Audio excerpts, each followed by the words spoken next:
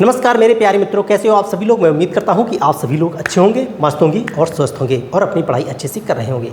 मेरा चैनल जिन्होंने सब्सक्राइब ना किया हो रजत ऑनलाइन स्टडी को, वो पहले चैनल को सब्सक्राइब कर लें और बेल आइकन को अवश्य दबा लें, जिससे कि आपके पास आने वाला नोटिफिकेशन तुरंत पहुँचे। चलिए आज हम बात करेंगे कि मगध राज पर शासन करने वाले वंश कौन कौन से हुए हैं और उन वंशों के संस्थापक कौन हैं, उन वंश में कितने कितने राजा हुए हैं और सबसे अंतिम राजा कौन था, किसको मारकर कौन राजा बना हुआ। इन सभी बिंदुओं पर चर्चा करते हुए आगे बढ़ेंगे। इससे पहले मैंने कुछ वीडियोज़ डाल रखी हैं, जैसे कि उत्तर वैदिक काल, जैन धर्म, बौद्ध धर्म और शंकराचार्य जैसी वीडियो को मैंने डाल रखा है और उनसे संबंधित एक एक स्लाइड को, एक एक क्वेश्चन को मैंने कंप्लीट किया है। जहाँ से क्वेश्चन बनते हैं मैंने उन बिंदुओं को बात की है। चलिए आज हम बात करेंगे मगध पर शासन करने वाले वंश कौन कौन से थे। देखिए सबसे पहले हम बात करेंगे बृहद्रथ वंश। बृहद्रथ आप लोगों ने सुना नहीं होगा कि बृहद्रथ वंश था। ये हर्यक वंश से पहले का वंश था। हर्यक वंश था, इससे पहले का वंश था। इसके संस्थापक थे कौन थे? बृहद्रथ। अब इसके बाद आते हैं हर्यक वंश। यहाँ से आपका इंपॉर्टेंट टॉपिक स्टार्ट होता है हर्यक वंश। हर्यक वंश को पितृहंता वंश भी कहा जाता है। क्या कहा जाता है? पितृहंता वंश भी कहा जाता है। अब पितृहंता वंश का मतलब होता है कि पिता को मारकर शासन करने वाला या पिता को मारकर गद्दी पर बैठने वाला, वो होता है पितृहंता वंश। तो ये जो हर्यक वंश है, ये हर्यक वंश में अब सभी शासक अपने पिता को मार करके गद्दी पर बैठे हैं, सिर्फ और सिर्फ बिंबिसार को छोड़ करके। चलिए सबसे पहले जो इसका संस्थापक है वो है बिंबिसार। कौन सा है? बिंबिसार। हर्यक वंश का संस्थापक बिंबिसार। इसके बाद में अजातशत्रु आता है। बिंबिसार ने अपनी राजधानी राजगृह को बनाया था और अजातशत्रु ने भी अपनी राजधानी राजगृह ही रहने दी। अजातशत्रु के समय में प्रथम बौद्ध संगीत हुई थी। प्रथम बौद्ध संगीत इसी के काल में हुई थी। इसने युद्ध किया, ठीक, और युद्ध करने के बाद में अपने शासन का बहुत अच्छे से विस्तार किया। इसके बाद में उसका बेटा उदयन ने अपने पिता को मार करके सत्ता हासिल की, मतलब अजातशत्रु को मार करके उदयन आता है तो उदयन ने अपनी राजधानी पाटलिपुत्र बना लेता है। कहाँ से? राजगृह से राजधानी को हटा करके पाटलिपुत्र बना लेता है। इसी तरीके से उदयन के बाद में अनिरुद्ध आता है, अनिरुद्ध के बाद में मुंड आता है, मुंड के बाद में कौन आता है? नागदशक आता है। सबसे लास्ट का अंतिम और सबसे लास्ट शासक कौन होता है? नागदशक। ये सभी राजा अपने पिता को मार करके गद्दी पर बैठे थे। और नागदशक को किसने मारा था? नागदशक को उसके सेनापति शिशुनाग ने मारा था और नागदशक को मार करके एक नया वंश स्थापित किया जिसका नाम था शिशुनाग वंश। क्या नाम? इसको किसने मारा था? शिशुनाग ने। और शिशुनाग कौन था? ये इसका नागदशक का सेनापति था और इसने नागदशक को मार करके एक नए वंश की स्थापना की जो है शिशुनाग वंश। इसका संस्थापक कौन है? शिशुनाग। इसने अपनी राजधानी वैशाली को बनाया। फिर इसके बाद में इसका बेटा होता है कालाशोक ने अपनी राजधानी पाटलिपुत्र बनाता है। और इसके बाद में सबसे अंतिम शासक कौन होता है? नंदीवर्मन। देखिए एक शासक लास्ट में जो मरने के बाद में एक नया वंश स्टार्ट हो रहा है। यहाँ पर देखिए नंदवर्मन को किसने मारा? नंदवर्मन को मारा किसने?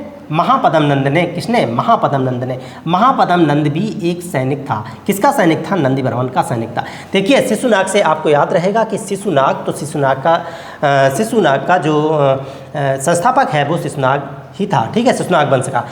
ये इसका अंतिम शासक था जो नंदीवर्धन को मारने के बाद में महापद्म नंद को ही हम लोग क्या कहते हैं? सर्वछत्रांतक या परशुराम भी कहा जाता है इसको, ठीक है। और इसी का बेटा होता है कौन?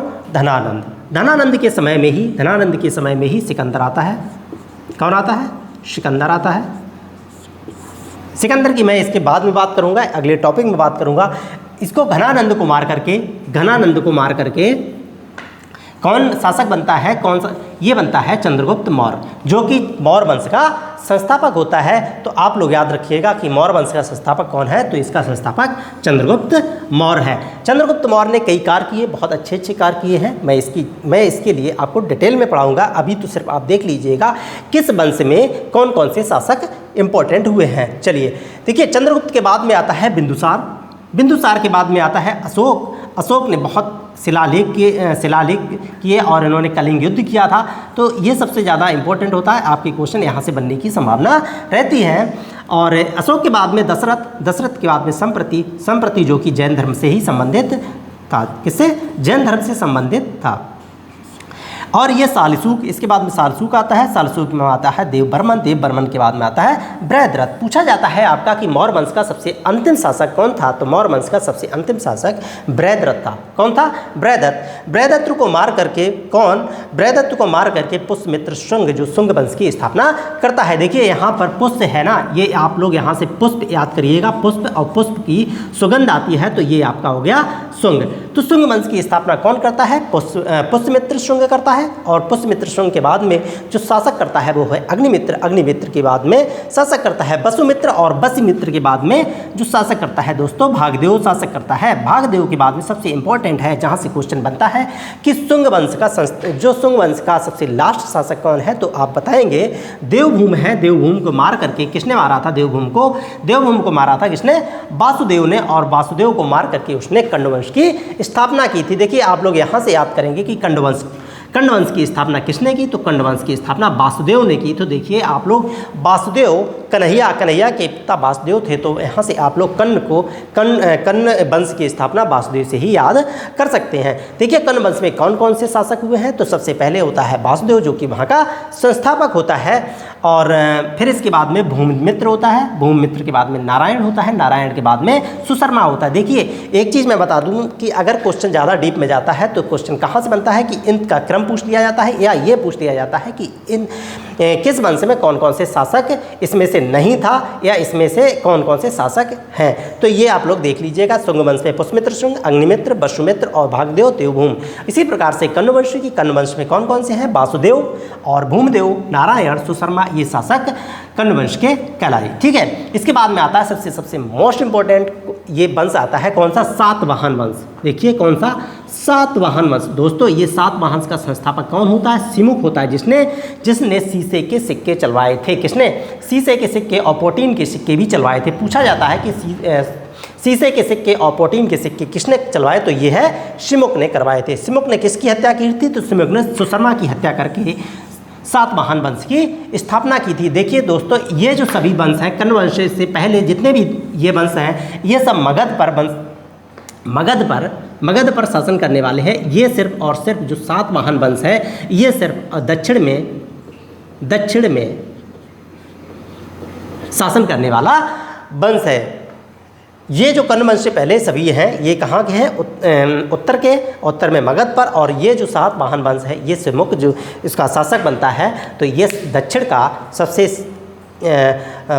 प्रभावशाली ये शासक था, जो कि ये दक्षिण में एक प्रतिभाशाली शासक के रूप में इसने कार्य किया है। सिमुक के बाद में आता है कौन? सतकर्णी प्रथम। देखिए सतकर्णी प्रथम, और इनसे मैं अभिलेख हैं जो ना इंपॉर्टेंट अभिलेख, मैं कल उस पर टॉपिक पर बात करूंगा कि किस शासक के समय में कौन सा अभिलेख हुआ है। तो देखिए सिमुक के बाद में आता है सतकर्णी प्रथम। सतकर्णी प्रथम के बाद में हॉल आता है, और गौतमी पुत्र सतकर्णी, और गौतमी पुत्र सतकर्णी के बाद में आता है वशिष्ठी पुत्र पुलवामी। दोस्तों कौन? वशिष्ठी पुत्र पुलवामी। इसके बाद में यज्ञश्री पुलवामी, और इसके बाद में पुलवामी चतुर्थ। यहाँ से आपके क्वेश्चन बनते हैं कि सतकर्णी प्रथम ने कौन सा अभिलेख, सतकर्णी प्रथम का किस अभिलेख में उल्लेख है। इसी तरीके से हाल का किसका उल्लेख है, और गौतमी पुत्र सतकर्णी में, इन सभी की चर्चा मैं विस्तार पूर्वक करूँगा। तो आप लोगों के सामने मैंने और सिर्फ मगध पर शासन करने वाले कौन कौन से वंश हुए हैं और उनके संस्थापक एक बार फिर से देख लेता हूँ कौन कौन से।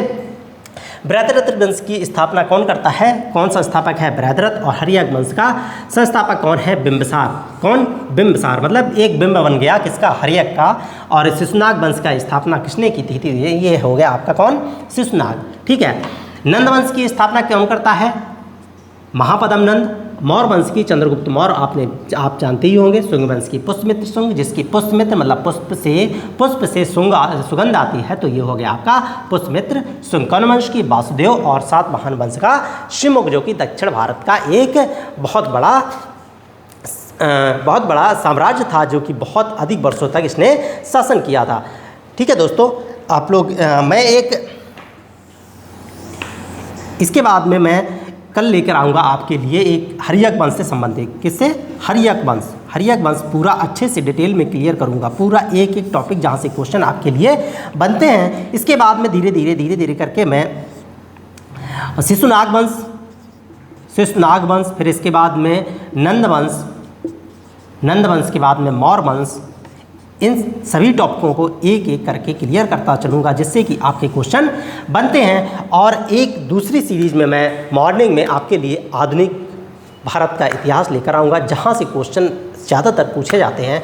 आप लोग एक बात ध्यान रखिएगा, क्वेश्चन ज़्यादा डीप में भी जाता है वो भी क्वेश्चन बनेगा, और अगर ऊपर से क्वेश्चन आता है तो जैसे कि अब मान लीजिए अगर संस्थापक की बात कर लेता हूं तो संस्थापक में यहाँ से आपके क्वेश्चन बन जाएंगे। जब डीप में मैं कल पढ़ाऊँगा तब देखेंगे कहाँ कहाँ से क्वेश्चन अंदर से बनते हैं। चलिए दोस्तों, मैं उम्मीद करता हूँ कि यहाँ से आपको क्वेश्चन कंप्लीट हो गए होंगे और कहाँ से किस तरीके से क्वेश्चन बनने की संभावना रहती है। चलिए, एक बार जिन लोगों ने इस चैनल को सब्सक्राइब ना किया हो तो चैनल को सब्सक्राइब कर लें। सभी लोग अपना ध्यान रखिएगा, पढ़ते रहिएगा और धन्यवाद सभी लोगों को।